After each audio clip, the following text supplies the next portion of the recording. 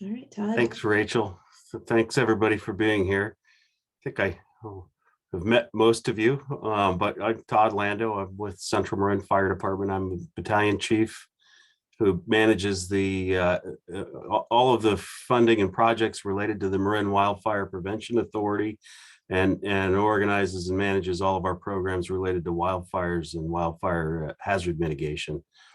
I'm going to try to keep this as short as possible tonight, but we're going to discuss a couple of new tools and programs that we have, and give you guys an opportunity to have ask questions related to wildfire evacuation specifically. We're going to talk about the Zonehaven application. Hopefully introduce you in some ways to Zonehaven, answer some questions that I think you may have about what Zonehaven is, and especially what it isn't, because it's a new tool, and I can see that there's some confusion in the community about what this means and where we're going to use it and what its advantage is. So let me try to share my screen here. And I apologize, I keep getting a message that I'm signed into my Zoom account on another machine, so it's logging me out repeatedly. Let's see if this will work. I can see that. All right, so. And I will be monitoring the chat if you'd like to use that. And if there's questions you'd like to send directly to me to ask to Todd, I'm happy to do that as well. Yeah, we have a fairly small group, and I don't mind keeping it informal. If there's an important question that comes up that's relevant to what we're talking about right at that moment, feel free to shout it out or type it into the chat box. If there's a question about something I might cover later in the presentation, maybe hang on to it till the end, because I think I'm going to touch on some of your concerns and questions right off the bat. So I want to show this video again. I love to show this. You've probably all seen it. Not that this crowd isn't particularly young, but I think most of us looking at the screen probably remember the 1991 Oakland Hills fire. These are images from 30 years ago, almost 30 years ago this month, or in October.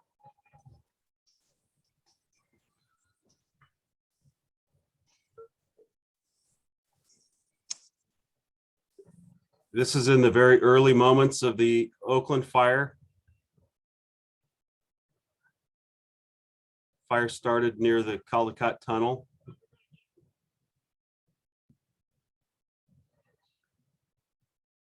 This is an apartment complex that's burning right now, and the residents are evacuating.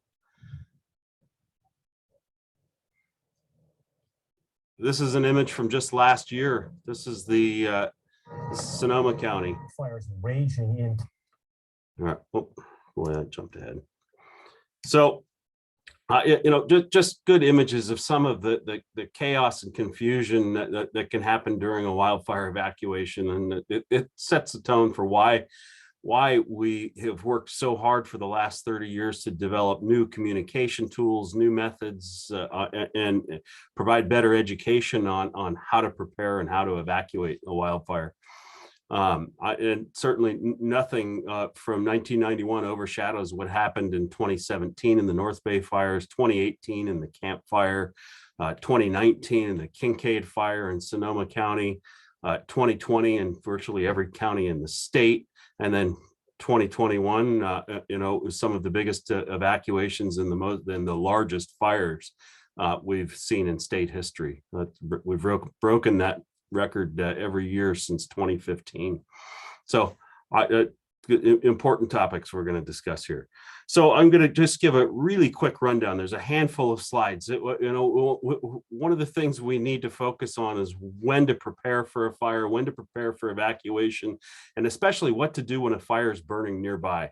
We've had several wildfires in Marin this year, just like we see every year. But one thing we notice in the fire service is that the community is more aware than ever when a fire is burning nearby. I hear from people all the time who, in fact, just recently, that the Lassen fire in Marinwood burned on Lassen Road. or we evacuated a handful of residents. I think about 7 homes were evacuated during this fire.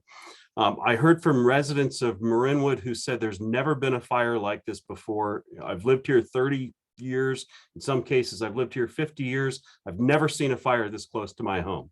I'm here to tell you that I've been working in the fire service in Marin since 1991, and I have fought that exact same fire half a dozen times. That fire's burned over and over again in people's backyards, and the difference is they noticed it this time. They weren't afraid of fires before this recent trend. That fire's burned over and over again. We've burned every drainage in Marinwood on the Lucas Valley Ridge, the Big Rock Ridge since 1991, some of them several times. The community didn't notice. The community wasn't afraid of fires. Fire wasn't on their radar. It was a routine thing. The fire department came, put out a little grass fire behind my house. The difference now is that we're really afraid. It's not to say there aren't differences in the way fires are burning, that climate change hasn't impacted things, but the community is hyper aware in a way they never have been before. So I think that's important, especially as NRG members, NRG leaders. I want you to think about that and what that might mean to all of us. Did any of you receive a notification tonight about the fire weather watch that's been issued? At about 5:50 this evening, the National Weather Service issued a fire weather watch for predicted extreme fire weather conditions in Marin County over the next 2 days. I would anticipate that this will turn into a red flag warning. The fire weather watch is the precursor to a red flag warning when they predict that these conditions are coming. These are the types of conditions that can drive significant major wildfires like the ones we keep seeing. So, just timely is that as I'm preparing the PowerPoint presentation for tonight's meeting, I received an alert on my phone. I received alerts from about 6 different sources. I received an alert from the iOS Apple weather app saying that there's a fire weather watch has been issued for your community. It knows where I am. I received a fire weather watch warning from another weather app that I subscribe to. I received a fire weather watch notification. I just received one as we're speaking. A notification from the security camera company, Ring Camera, that I have mounted in my front yard. That tells you there's a lot of interest in this. More avenues than ever to receive information about fire weather, and understanding and knowing when fire weather is coming is critical. The Tom, fire. I'm Yes? going to interrupt for 1 second. So I did not get any alerts, and I'm curious if anyone in Central Marin got some. I'm in San Rafael. So let's hold on a second and listen real quick. I told you who sent me those alerts. Yeah. This warning was issued at 5:50 p.m. This is less than an hour ago.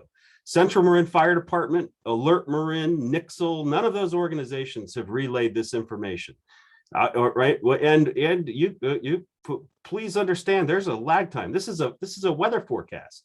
We don't, what I received was a weather forecast notification from several services that I have subscribed to related to the weather. Every one of you has access to those services. Okay, you can subscribe. This is a weather forecast information. There's no fire bearing down on you. Nothing critical has happened yet. And it's just a forecast. It's a prediction. If this turns into a red flag warning, right? The red flag warning means that weather is imminent, it's happening. If and when that happens, you will receive a notification from Nixle, assuming you've signed up for that. Your local government agencies will relay that information via Nixle. That's how we communicate information. We're going to get to that in the slide. So I'm telling you right now that you all should be monitoring the weather. Register for information about the weather. Think about the weather. It's critical this time of year, and there are lots of sources. The information I got tonight is coming straight from the meteorologist. It's not coming from a government agency to tell you that something bad's about to happen. It's a weather forecast. It's critical for all of us to understand that. I have noticed I've got information hours ahead of you potentially because I subscribed to a weather forecast service. So this is all part of our understanding and our situational awareness, being aware of what's happening around us and what may happen. When a fire is burning nearby, there's lots of information sources, and you cannot necessarily count on any single one of them, even your government agencies. But there's a tremendous amount of information available, right? Don't forget the television news is a great source of information. There will be 24-hour news, Bay Area news broadcasts relaying critical information when an event is occurring. News radio, you've got a radio, AM, FM radio in your car, even if you no longer have a transistor radio like this one at home. Even during these major fire events, the local papers are great sources of information. But what we overlook most often is probably just our senses, looking, listening to, step outside and do you smell smoke? Do you see ash or embers falling in your neighborhood? Can you see the fire? Can you hear sirens in the background? I hear from people all the time, boy, I didn't get a notification. Well, you may not receive a notification. That there are a variety of reasons why it may not come. Your phone may not be charged. You may have dropped your phone in the toilet. That or the fire happens and develops too quickly for us to be able to get that information out via an alerting service. That's just reality. The modern alerting tools that we'll talk about in a second are not perfect, and frankly, they're never going to be perfect. So you've got to be able to use multiple sources of information and understand the imperfections in communicating fast changing information. So our alerts and warnings are primarily going to come from these types of sources. The real warnings when an emergency is happening, you should look to Alert Marin. Nixle is a good source of information. Alert Marin is going to give you evacuation notices and critical notices. Wireless emergency alerts is like the presidential alert system, or Amber Alerts. Those are tools that we can use. Those NOAA weather radios that we've handed out, we've offered to the community, but few people took us up on the offer for a free NOAA weather radio. So we actually wound up returning many of them to the manufacturer. Alert Marin. Well, let's talk about this, because some of the questions that I've already been relayed about Zonehaven centered on Alert Marin. This is the emergency notification system that we use to relay critical safety related information in Marin to people who might be impacted by whatever's causing that danger. Could be wildfires, could be flooding, could be a law enforcement emergency in your neighborhood, chemical spill. There are a lot of reasons we might use this. And this relays information when you need to take action at a specific address. Because it's related to a specific address, you have to register for this system. You have to have an address associated with it. If we don't know where you live, we can't use this system, and you won't really receive an Alert Marin message. So you should register your home address. You can register up to 5 addresses per account. So that lets you register your work address, your children's school address, your parents' address, or other places that you want to monitor in Marin. You'll receive a notification. This is really important, by phone, a voice message, or by text, or by both. They'll keep trying you. This system will keep trying to deliver that information to you until one of those methods that you signed up for acknowledges receiving the message. So they'll keep trying to notify you. It can leave a voicemail message for you. It'll hit you by text message until you've acknowledged receiving that. The three big systems that we're going to use to communicate. Again, Alert Marin's the primary one, that life-saving type information. Nixle may relay information that's gone out by Alert Marin, but Nixle has some big limitations, right? The advantage of Nixle is there's a lot of people subscribe to it, right? The disadvantage is it only sends out messages by text, and it only sends out messages to entire zip codes. So you register for Nixle by your zip code versus Alert Marin, where you've registered an actual physical address. With Alert Marin, we can notify one side of the street versus the other side of the street. With Nixle, our only option is to share information with an entire zip code. And that's not always our best option when we're communicating information about evacuations. Sometimes we need to send specific information to specific locations. So that's why we use Nixle primarily for information, slightly lower level, less critical information than we might use Alert Marin for. Nixle, because it only goes by text message, cannot reach people who have hearing impairments, visual impairments. There are limitations to it. Alert Marin is a much more robust system that can reach more people and potentially wake you up at night when you've got your cell phone set to silent. We also do use social media, I think Twitter and Facebook and Nextdoor, to relay less critical information. So there may be a time lag but between when an alert is issued and when it actually makes it to social media. Our priority is to get that information out by Alert Marin first. We communicate 3 levels of information when it comes to wildfire evacuation.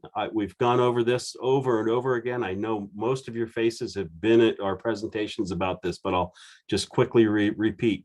Evacuation order is an order to leave immediately, right? The only thing you do when you receive an evacuation order is dress yourself and your family appropriately for a wildfire evacuation, gather your pets and your go kit, which is pre-prepared, get in your car and leave. You don't prepare your house. You don't go around the house to gather critical papers. If you haven't already gathered your critical papers, then you need to just kiss them goodbye. It was too late. Should have prepared in advance. An evacuation warning is a slightly less time sensitive. It's a warning that we think you may be impacted by an evacuation in some time period greater than 2 hours. It might be a week from now before you get an evacuation order, or it may never come. But we want you to start to prepare. You do have time to gather your papers and do some of those things that you might have put off as far as preparing your home or preparing your go kit. Shelter in place. Shelter in place is that last level. This is really important, and we're going to start communicating shelter in place more frequently. We think that we think and we know that most wildfires that start in Marin, the appropriate reaction is for all of the nearby residents to shelter in place. We're working with our law enforcement partners to make sure that our initial reaction when a new fire starts in your neighborhood is to have all of the residents shelter in place. Get yourself ready to evacuate if conditions change, if you need to. But we want you to stay put for the first minutes of a fire to allow us to get there and put it out, because we can put out most fires when they're small. If we run into residents who are evacuating a small fire and we're not able to get to the fire, there is that chance that the fire will grow to the point that we lose control of it. We're going to start communicating that. I'm telling you now, we want your first gut instinct when a fire starts in your neighborhood to be to dress yourself appropriately, gather everything up, and then shelter in place. Watch conditions. If your house catches fire, if embers land in your yard and you feel unsafe, then it may be time to go. But that initial reaction should be let the fire department get there and try to put that fire out quickly. What is Zonehaven? I can see, I think most of you here. Just out of curiosity, I'm going to say, raise your hand if you haven't heard of Zonehaven. Okay, well, nothing to be ashamed of there. Zonehaven is a new tool. It was just rolled out officially this month, just in the last week and a half. Zonehaven is a communication tool that we're adding to our arsenal. It does several things differently than we've done in the past for helping emergency managers manage evacuations in the community. It is not a replacement for or even a repeat of Alert Marin or any kind of a notification tool. But it's important for you to look at Zonehaven, to learn a little bit about it, understand that it exists, and understand that you may need to access it during a wildfire evacuation. So you're going to see more and more information coming to you, this Know Your Zone information. This is important, but maybe in some ways not critical. But if you've signed up for Alert Marin, we're going to text you your zone when the time comes. But we would like you to become familiar with what this is. Take a look at the maps and recognize that the entire county has been divided up into zones related to evacuations specifically. The reality is these zones to a large extent have existed for almost 20 years. They weren't communicated particularly well. They were primarily a tool for your fire department to help organize evacuations. We used paper maps up until just this month, paper maps to help organize these evacuations around the existing zones. What we did, we've been working for the last year with this company, Zonehaven. They've developed a fantastic tool that's been used for the last few years to help manage evacuations of millions of residents in California. Sad to say. But we worked to translate all of our existing maps to Zonehaven's tool. And then we asked Zonehaven to use some really state-of-the-art algorithms to analyze the zones that we had developed historically, recommend to us potential changes to these zones.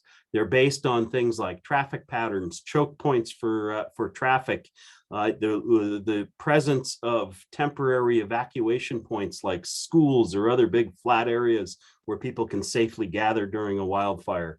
Zonehaven looked at that. I'm proud to say that the reality is what they found was the maps that we had been using for the last 20 years were by and large extremely well done. There were very few changes overall to the existing maps that they strongly recommended. Some of the slight changes that were made in the central Marin zone, central Marin being Larkspur, Corte Madera, and Green Bay, we divided Green Bay up into 3 zones, where in the past it had been a single zone, including one closest to the freeway, one sort of in the center, which roughly follows the Larkspur city limits, and then one that is primarily in the Kentfield, the unincorporated portion of Green Bay. But by and large, these are not dramatic changes. Most of the community is still divvied up into the way it's always been for evacuations. Where the big changes come are when emergency managers are planning an evacuation as an event unfolds. As a wildfire is occurring, we're going to use this as a mapping tool to help us quickly organize evacuations, identify the neighborhoods that need to be evacuated, and then get the alerts out to those neighborhoods much more quickly than we were able to in the past. So you will see a big savings in the amount of time it might take for us to turn around an evacuation warning to get to your neighborhood via Alert Marin. But this is really an organization tool for the fire department. So I guess your question ought to be, what does it actually do for me? If the fire department is using this to help organize an evacuation, does it do anything for me as a community resident? It really does. I'll show you on some of the next screens how you'll use these maps to help understand the areas that are being evacuated, whether your own neighborhood has been impacted, and help you get that information even if you missed a message from Alert Marin or Nixle. What is Zonehaven not is probably just as important as what it is. It's not an alerting system. It doesn't send any messages out. Our messages are still going to go out by Alert Marin, just like they always have. It's not a real-time routing system. It's not a map to tell you which way to go, right or left, as you try to evacuate your neighborhood. There are maps. There is some traffic information that will be relayed via Zonehaven, but it's essentially the same information that Google Maps has. So it's not intended to be a map that you must get to in order for you to get out of your neighborhood to the place of safety. It's not your only information source. Alert Marin, Nixle, the radio, TV news, all of those things, your senses are still your primary information sources. And I've got a bullet point that shouldn't be there. It is a mapping tool to help communicate evacuated zones to residents. So let's take a look. This is an actual evacuation warning that was issued for a big part of Marin, West Marin, last year. We evacuated during the Woodward fire in August of 2020, the area essentially south of Olema all the way to the community of Bolinas. We issued an evacuation warning for that area early in the first few hours of the Woodward fire. We recognized that there was a chance that this fire could grow so big that those communities would be impacted. We wanted to give those communities as much time as possible to evacuate. This evacuation warning stayed in place for almost 2 weeks while we fought that fire. The community of Bolinas was never ordered to evacuate. They were given this warning, and 14 days ought to be plenty of time for you to gather your belongings and get out of the community. And it was. A lot of people chose to go sleep on the other side of the ridge, with relatives in other parts of Marin or San Francisco. And we communicated that information to those folks via Alert Marin. But what you'll see here, this is a static image. This is a JPEG image that we actually sent out via Nixle and Alert Marin, and we hand drew some lines around a big chunk of the community. It wasn't a particularly well thought out map. It was just what we thought ought to be warned, right? There were no zones that were pre-identified for those notices. It took us extra time to draw these zones. It just wasn't a particularly efficient system. It was our only system up until just a couple weeks ago. But the information went out. There's an evacuation warning for a 700-acre fire west of Olima that eventually became a 6,000-acre fire. We gave the basic information and some important pointers on what to do if you chose to evacuate or if conditions changed. This is a screenshot I just took about 5 minutes before this call started. This is just north of the town of Reading near Lake Shasta. The Fawn fire is burning there right now. This is an image from Zonehaven. It's important to know that Zonehaven has been adopted by most of the state of California now, and I would expect all of the counties in the state to adopt Zonehaven for evacuations in the coming year or so. But this is a good look at what residents of Shasta County see right now. The yellow areas are areas that are under an evacuation warning. The red area is an area that's got an evacuation order, meaning it's a lawful order to leave that area. And this gives us, for the first time, an opportunity to look at a map and understand all of the areas that have been impacted and what those warnings look like in real time. This is a map that you can zoom in on, you can navigate through, you can see the traffic on I-5, which is going to be the primary evacuation route for those residents. You can see all of this information in one place. And in Marin, this is our system. You will be able to see this when an event is unfolding here in the county. I'm gonna, since we're not really talking. Oh, go ahead. Can I pause for a second on Zonehaven because we have a couple of questions that have come in? Sure. Yeah. First one is, and we talked a little bit, is Zonehaven going to be an app on our phone that provides the information? And sort of related to that is every time you go to Zonehaven, you need to indicate your address. Is there a way that it can remember your address so you don't have to go through that first step? So at the current moment, there's no plan to turn this into an app that I'm aware of with Zonehaven. They are software developers in Silicon Valley that developed this system. It's primarily meant to be a web-based system right now. I would not be surprised if at some point in the future they develop an app to make it slightly easier to navigate, and that might allow you to save a specific location. But ultimately, this is one of the reasons that we want you to get familiar with your zone. As soon as you know the zone that your home lands in, you commit that to memory. We've got a whole campaign right now. If you live in Greenbrae, you live in LAR 001. If you can remember a phone number, we want you to remember that number. That's your zone, and you can see it visually right now that's the zone, that's where you live. You can enter your home address and it will take you right to your address and see your zone. And right now it doesn't remember your address when you return to it. So we are counting on you remembering the zone you live on and being able to find your home on a map. Most of us can find that visually on a map. And that's important. So there was also, fair enough. Okay. There's a question about different colors indicated on the roadway. There was a slide that you had where was there an indication of the different colors? I don't know if I saw that. This map right now has got different colors. It's got yellow, orange, and red. That traffic data is coming from Google, from public sources related to roadway traffic information. So they range from green to yellow to orange to red to black. Black means absolutely stop traffic, and different shades of red are the slowest moving traffic. green is the fastest moving. There is, when you look at Zonehaven, and I'll show you on a later screen, there is a legend which will show you.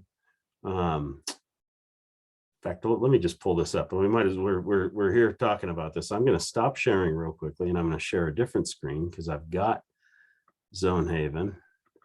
We have some people who'd like to have a wind overlay on Zonehaven. Yeah. So Zonehaven, there are sources for wind information. It's not always particularly accurate. Zonehaven does give you the ability to look at different base layer maps, such as an aerial image, or in this case, a topographic map. It does allow you to zoom into individual neighborhoods and even see building footprints. Does not have wind overlaid onto it. As an emergency manager, our tools, which have a different purpose with the Zonehaven, do have a wind layer visible. And we have the ability to put real-time wildfire maps onto here to see where the boundary of the fire is. That information's notably inaccurate and rapidly changing, and is not going to be shared with the community because it's really easy to be confused by what you see when you look at maps that are being we attempt to draw in real time of the boundaries of a fire. The evacuation warning area on this map is dramatically larger than the fire. This is not how big the fire is. The entire fire is within right now, or the areas that are spreading are within this red zone. These yellow areas are places where we're concerned the community might be impacted at some point in the future. That's why there's a difference between the warning and the order. So interesting, I guess, in a lot of ways. There are the abilities to add different weather conditions. You can see a forecast based on the location that's at the center of your map here. It doesn't overlay onto the map, unfortunately. There are other layers that are available, and there's a legend here that gives you some information about temporary evacuation points, road closures if they were present. And even information about zones when they're cleared to repopulate, when you're cleared to go back to your zone. So it's a fantastic tool. It provides a lot of information that was never available before, but it is not a replacement for the existing systems. What we have done, if I go back to the PowerPoint presentation, what we have done is provided some additional information. Oh boy. It's going to be up ahead in the slides. Provided a location for you to find all of the current wildfire and emergency information in Marin in one convenient location. And we're going to get to a slide about that in a minute here, but it's emergency.marincounty.org. Not necessarily critical that you write this down. I know I don't discourage that, but this is a URL, a web address that will be sent to you and relayed via Alert Marin when the time comes. It's a clearinghouse. It's one location where we can share information, updates about fires and other emergencies, provide links directly to these maps, provide helpful information. And it's the first time we've had a single source of information that all of the agencies in Marin have agreed upon to share this critical information. You're going to see it evolve over time. Right now, I think there are a couple sort of just usability and modernization updates that we need to make to that web page in particular. If you're particular about web design, and I am, but the information's there. So I would expect that it will evolve over time. And during an emergency, during an active wildfire event, you'll see all of the information that you need in one place at emergency.marincounty.org. So I really want to get to your questions, but I'm going to sail through a couple slides that I think are important, and a couple of points that we just can't hammer home enough.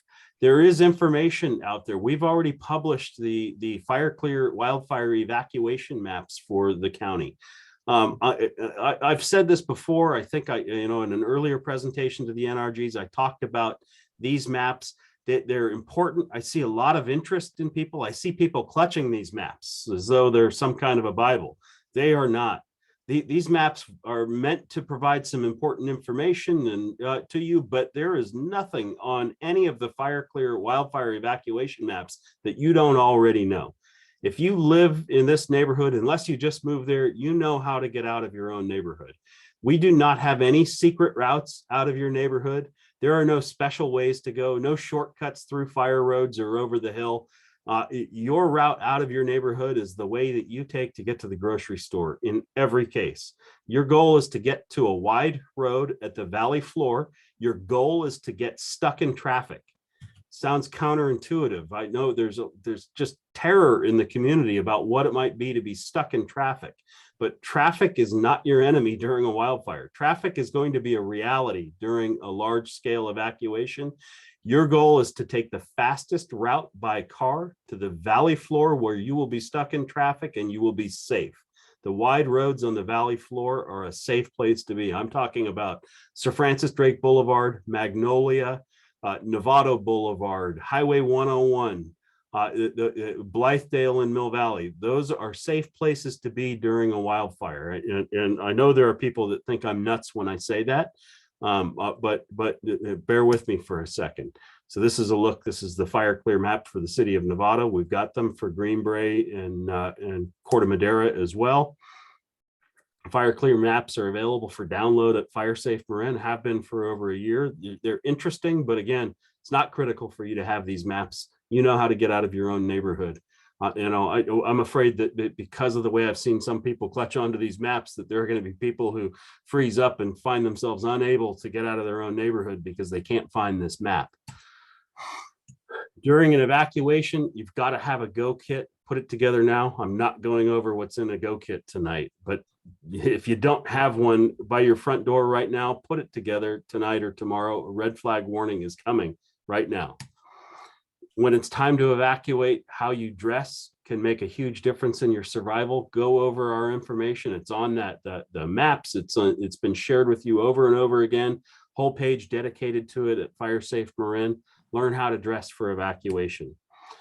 Don't forget about your pets. You need a way to carry your pets and get them out safely. People have died. Many people have died because they didn't have a way to catch their cat and carry their cat out of their home.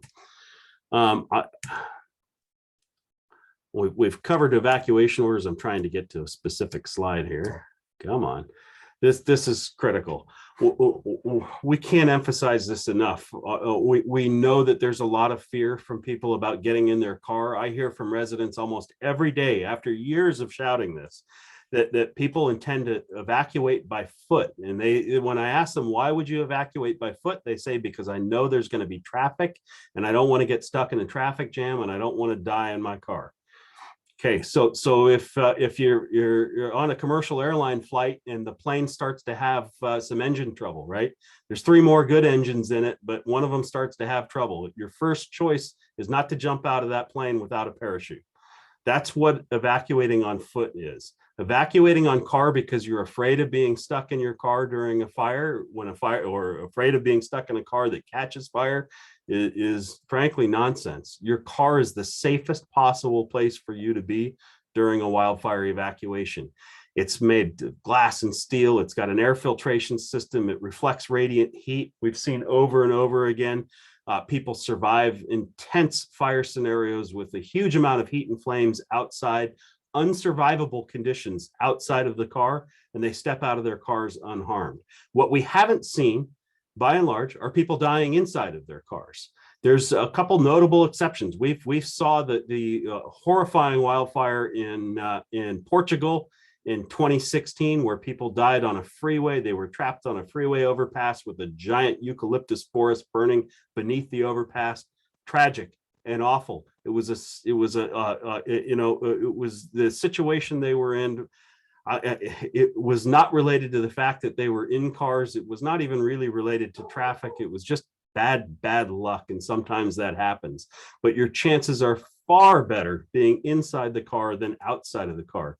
There's no situation that you can't survive inside of your car if you can't survive outside. So that makes sense. If you can't survive inside your car, you absolutely cannot survive outside. Car is a place of refuge.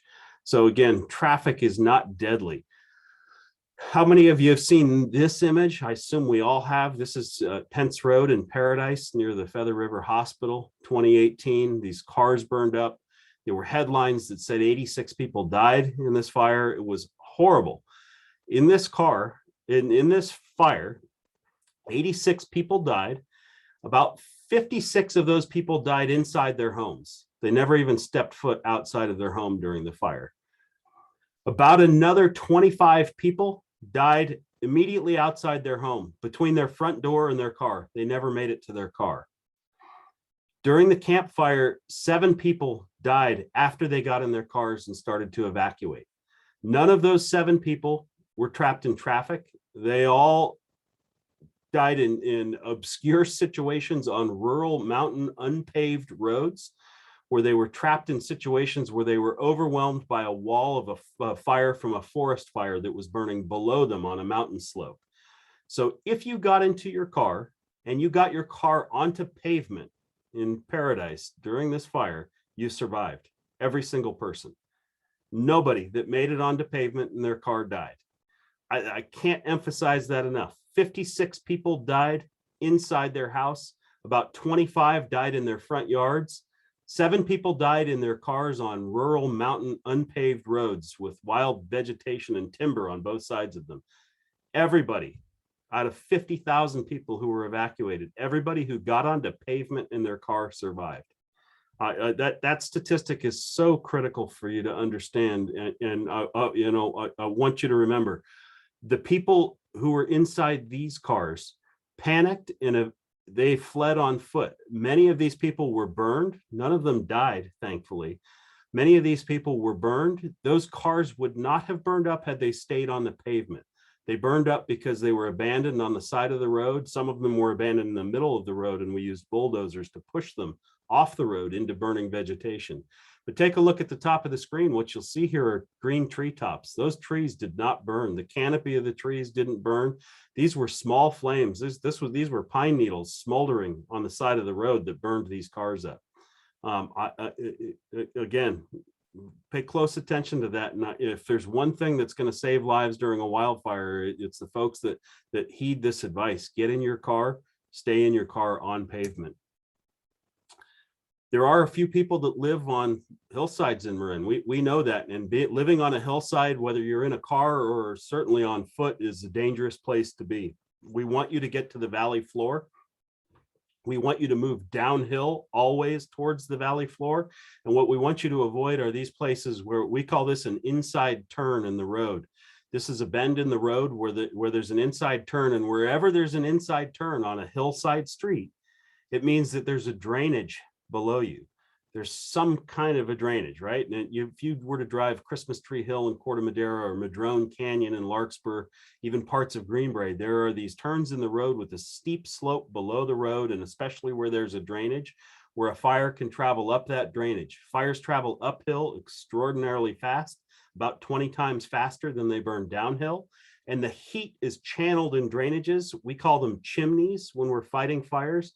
The heat is channeled, and what you see right here is vegetation burning through a chimney and a tremendous amount of heat burning across the road right now. If the person who was taking this photograph, if they were stopped in that turn in the road right at the top of that drainage, that is an unsurvivable condition. You would not be able to survive the amount of heat that's being blown across that road right now. But somebody's standing here about 50 feet away taking a photograph. The location where this person is taking the photograph is a survivable place. The difference was about 50 feet. I think understanding this is one of the other keys to saving lives for residents who live in the hills. Firefighters know this. It's one of the first things we're taught when we're taught to fight wildfires and taught firefighter survival. I'm a big believer, and you're going to hear this from me over and over again. If you live in a hillside community and you are evacuating, you need to avoid stopping for any reason in these inside turns in roads. Stopping at the outside turn on the shoulder of a hillside versus in the valley is a potentially life-saving move for you. in this case, after those flames die down, flames like that will only last a few seconds before the fuel has burned itself out. The leaves have burned off of the shrubs here. When those flames die down, it's safe to move forward. The vegetation can only burn once. Once it's burned out, those flames go away. The heat's dramatically reduced. So sit tight, wait 30 seconds, allow this to burn itself out, and then move forward. Could save your life. We never want to see people evacuate uphill or out fire roads, potentially deadly. When I look at this, I see an inside turn at the bottom of the road where we could potentially see firefighters die. In fact, this very well may be part of Big Rock Ridge, where we burned the paint off of a fire engine recently that made the rookie mistake of parking on the inside turn in a road, like I just told you not to. Todd, Yep. we have a question around Greenbrae Hills and the median. Sure. A little bit different from Madrone Canyon and Christmas Tree Hill in some parts of Greenbrae Hill. In terms of the median, and I'm not quite sure, Susan, if the question has to do with, is that the right place to be or concerned about? My question was, if you've got the median and that is a very steep one, and fire's coming up it, is that, I mean, it's not necessarily a curve, but there are all these medians throughout on the hills. Yeah, if I lived in Greenbrae and we're evacuating, or if I'm a firefighter fighting a fire in Greenbrae, I want to move myself to the downhill to the valley floor and get away from the top of those medians. Absolutely. You're dramatically safer if you're on the road at the bottom of the median. You know, most of those medians separate two-way streets, so that, you know, one is moving in, you know, the uphill side is moving in the opposite direction as the downslope portion of the median. So you're much safer on the downhill side. It's just a fact that heat from the fire rises. But most of those medians don't have steep drainages. Believe it or not, the vegetation conditions on most of them are not, you know, don't fall into what I consider the realm of horrifying conditions. There is a lot of work being done to reduce dead vegetation in those medians. So your goal is the same. Get yourself off that hillside, point your nose downhill, drive downhill, and avoid those inside turns, and keep your wheels on the pavement. And you should be just fine. I'm here to tell you, there are much worse neighborhoods than any portion of Greenbrae all over Marin. Much more concerned about Madrone Canyon, Christmas Tree Hill, Mill Valley, Fairfax, Bald Hill, and San Anselmo. Those neighborhoods are really at risk. It's not to say the risk is not zero. It's not even low in Greenbrae, but it's nothing like your neighbors on the east slopes of Mount Tam. I have another question around fire blankets, and I've actually received this question before. Is this something that we should encourage residents to have? That's a tough one. There are some products marketed as a fire blanket that can provide you some shielding. I don't think it's something that we are ever going to particularly recommend to you. Firefighters carry something called a fire shelter. It's an aluminized fiberglass, almost a tent that we can climb into. It reflects radiant heat away from us, requires a tremendous amount of training to use. A lot of thought goes into the locations where we deploy those shelters. And in cases where firefighters have had to deploy them in places where that weren't ideal, some of the firefighters have died. There's a whole movie, Only the Brave, about the 19 firefighters that died in Arizona about 6 years ago inside their fire shelters. So the fire shelter like what I carry runs about $2,500. It requires a lot of training and understanding on how to use it. It's no more effective than your car. And a fire blanket, which is a fire-resistant fabric covering that you pull over your body and use it to shield you from heat, I don't think is particularly effective. We do not carry or use them in the fire department. That said, if you read the marketing and you choose to buy one, I don't see that it's going to hurt you. But I also don't think it's probably as effective as the marketers are going to tell you. I hope that's somewhat helpful. Yeah, I mean, our from an NRG perspective, and correct me if I'm wrong, is if you're in the position where you have to use a fire blanket, you've been there, you're there too long. Really are. Yeah. we want you to evacuate. We recognize that people have been trapped in bad places. I every now and then somebody remembers, and they're right. During the Oakland Hills fire in 1991, just like 10 miles from where you guys are sitting right now, 13 people died inside or outside of their cars. They all died on one particular section of road.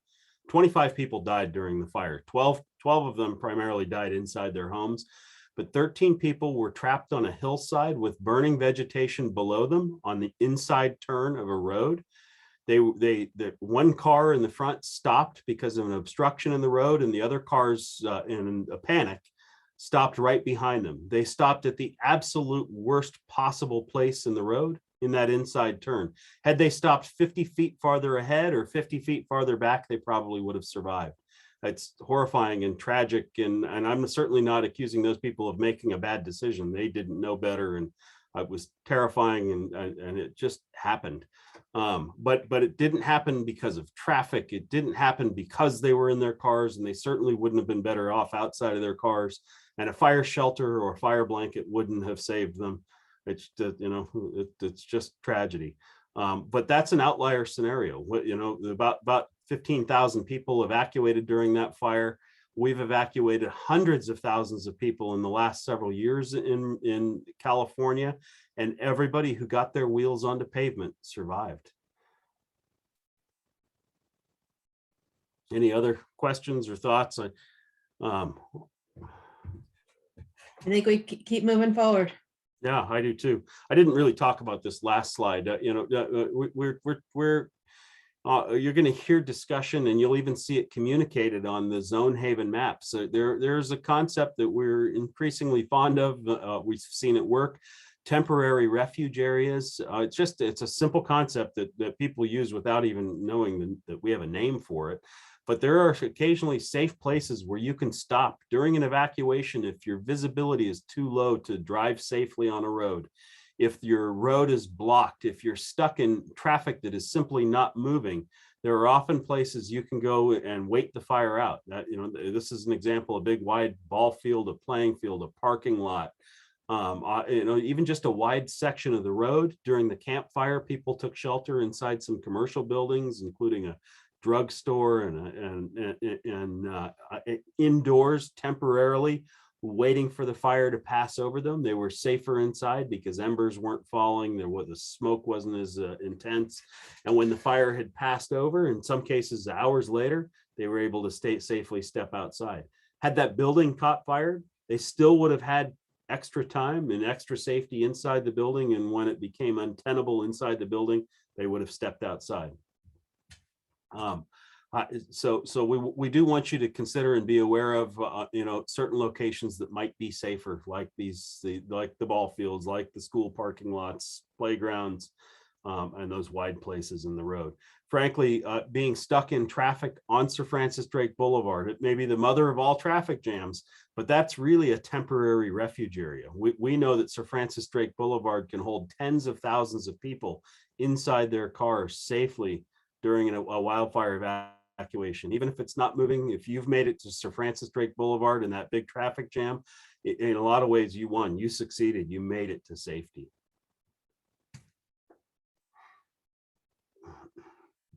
Any thoughts or questions?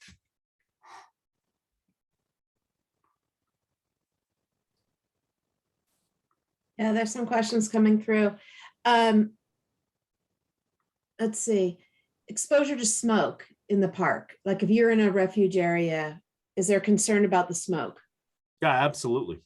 Thankfully we all have masks now. In the past, we used to tell people that you have to bring a mask. Now we're confident everybody's already got one.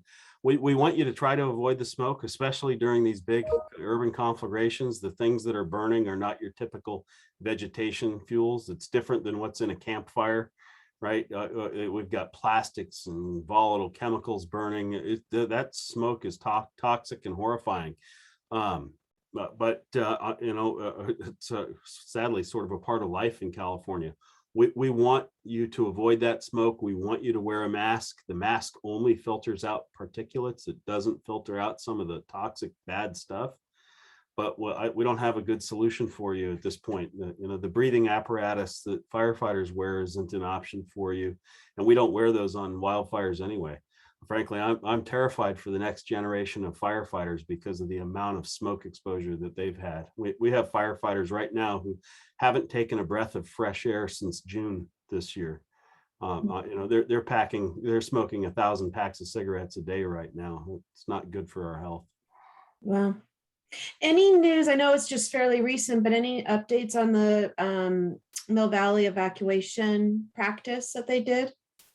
Yeah, so, it's worth talking about. Mill Valley held an evacuation drill. You'll see different communities trying different things to get participation in drills. What we have, especially in Central Marin, we've had a lot of discussions about it. We've heard from community members who want to see us try to emulate what the traffic might be like during a wildfire. Mill Valley, at least in the media, claimed that they were going to make a sincere effort to get enough residents to participate in this drill to simulate evacuation traffic. That was not successful. It sounds like they had about 250 people participate in the drill. Doesn't even replicate morning traffic during school hours. So they had good participation. I think people probably learn a lot. It certainly is valuable for people to go through the motions of gathering their go kit, thinking about their pets, following the checklist, looking at Zonehaven, making sure that you're registered for Alert Marin. But we don't see necessarily, I'd say the fire service at large in Marin does not necessarily see the value in trying to replicate traffic. There's going to be traffic. We know there's going to be traffic. No, none of us are saying there's not going to be traffic. Our concern is that the focus on traffic is misguided. So when we look at the campfire, there were awful traffic jams getting in and out of that community. They were terrible. Nobody was hurt or died because of those traffic jams. So, we need to focus on that. We need to get our preparedness levels right. We need to understand when to evacuate, and we need to leave as early as possible. We need to focus on things like carpooling to alleviate traffic, picking up your neighbors, making sure that no empty seats leave your neighborhood. Those are the best things we can do. And we need to understand that we're never going to be able to mimic the kind of traffic we're going to see during an actual wildfire event. And there's not a huge value in doing that either. Todd, a few months ago, there was a big push on the evacuation tags, so much so that the NRG program ran out of them. Yeah. For Central Marin. Is there a plan to have more Central Marin or just Marin evacuation tags? They don't even need to say Central Marin, just some generic ones to have more available. And how Central Marin Fire actually using those tags? So the tags are for the law enforcement agencies. We do have a handful of those tags left at Central Marin Fire. They're an interesting tool. They're different than anything that we've ever done in the past. In the fire service,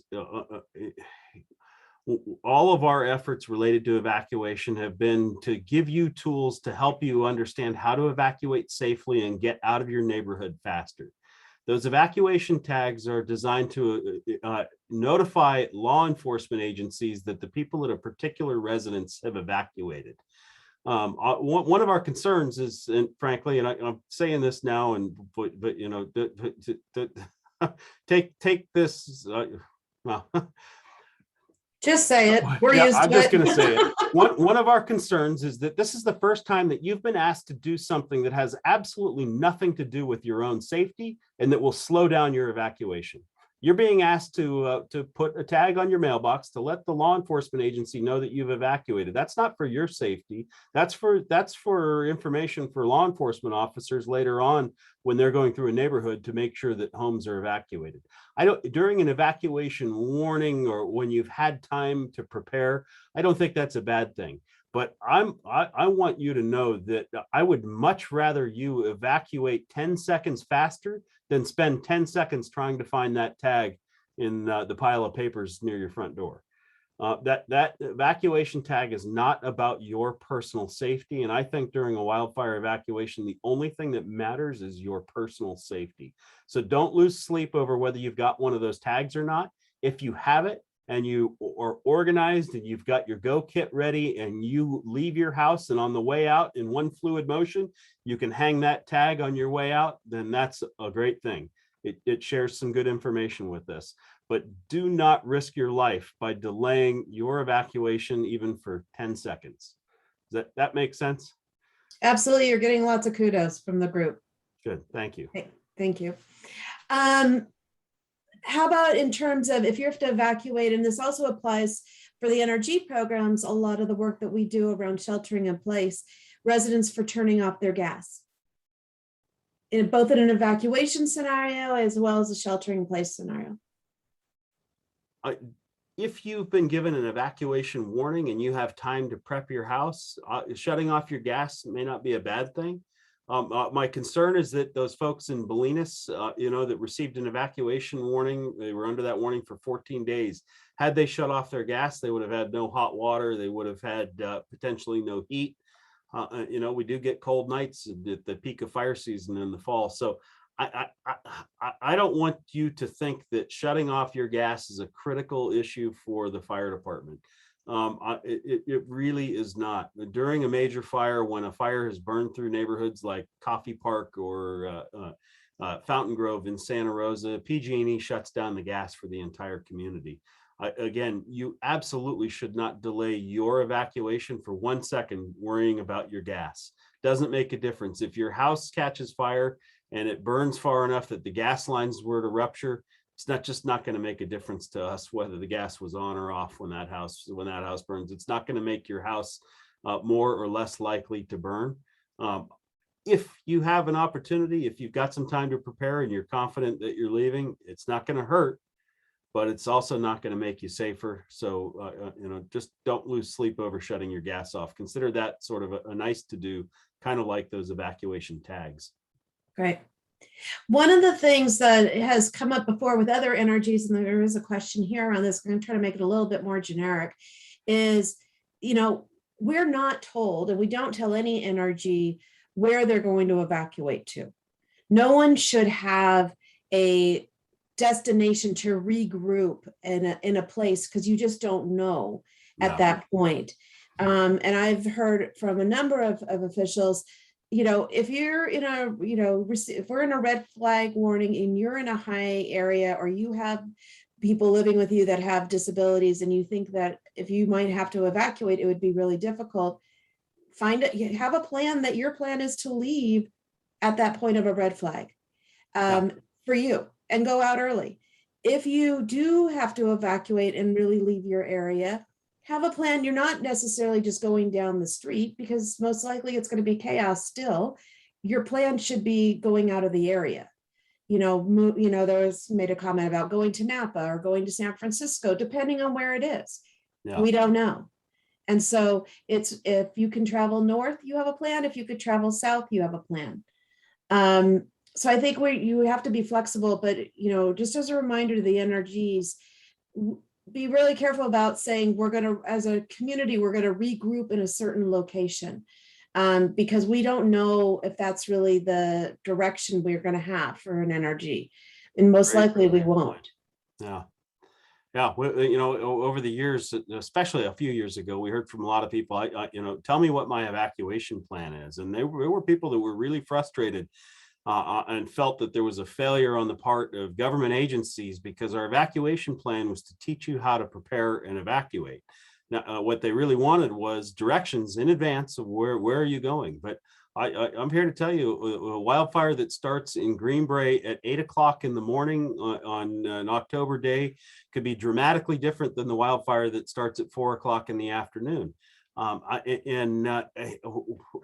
I tell you that your evacuation route is always to the south, well, that's not the case if the wind is blowing from the north to south. If I tell you that it's to the north, then it's not going to be the same when the wind's blowing the other direction. So we have to teach you to make some decisions. We have to teach you how to get the information you need, how to dress.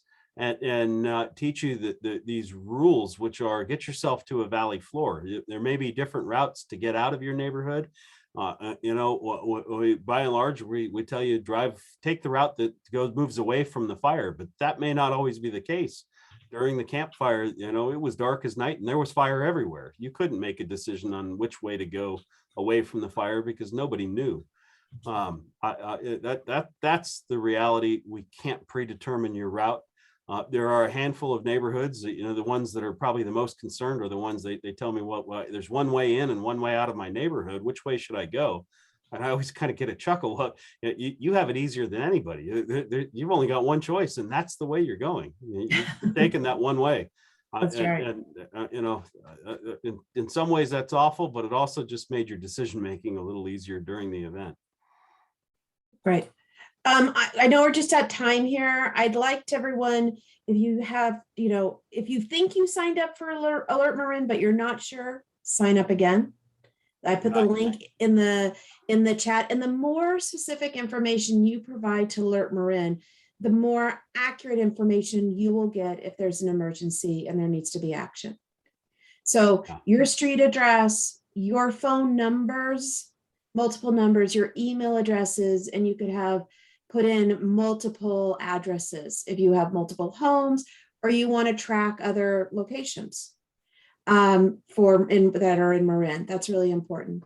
The other one is Nixle, and that is it's informational. So you won't mostly have actions, it'll be informational, and you want to text zip code. So again, it's general. So it'd be zip code for Corte Madera, zip code for Larkspur. You won't necessarily, it might apply to you. It may just be informational about, it could be anything from traffic. It could be lost person. It could be a water leak. It's informational, but it's not actionable for you. And that one you're going to text to 888-777. And for those who are, for me, I have Nixle set up for my in-laws who are in San Mateo and for my parents who are in Napa, because I want to know what's happening in their areas in case I need to communicate to them, although they also have their alerts, but we still have the issue of they don't necessarily have their cell phone with them. So Nixle is actually a really very, very helpful as well, but you need to have both. Really recommend, and these are on your phone. So if you don't have a phone and you're not a smartphone, if you have a landline, you'll get a phone call. If you have email, you'll get email. So it will go down the list. So those are very, very important. And for those in the NRG program, this is the most important thing you can do as you're working with your block captains to communicate to the residents. And really not only just communicate, but going one by one and making sure and sitting with them with this process to register. If we can get everyone in Marin to be signed up for Alert Marin, we could just check that piece off. That would be a great one to have because we know that messages will get out. Great. All right. We are at a few minutes over 8 o'clock. Thank you, everyone. Todd, thank you. A lot of people are very, very appreciative to this program. If you'd like to come off of mute and say a quick hello, we'll make it a gallery. And nice to see everybody. Thank you. Great program. Thank you. Thank you. Many thanks, Todd. We really appreciate it. Thank you, Todd. Thanks, very Todd. much. Thank you. Thank you. We Thanks, need the everybody. world to hear you. Yeah. Really We great. really do. Just how do we get more people, you know? Watch the recording. One Yeah. at a time. So Thank appreciate you. it. All Bye-bye. right. Thank Bye-bye. you. Okay. Thank you all. Bye. And I'll be Everybody. posting the Thank you. recording and sending it back out. Thank Thank you. you. Thank Have a you. good evening. Thanks, Rachel, too.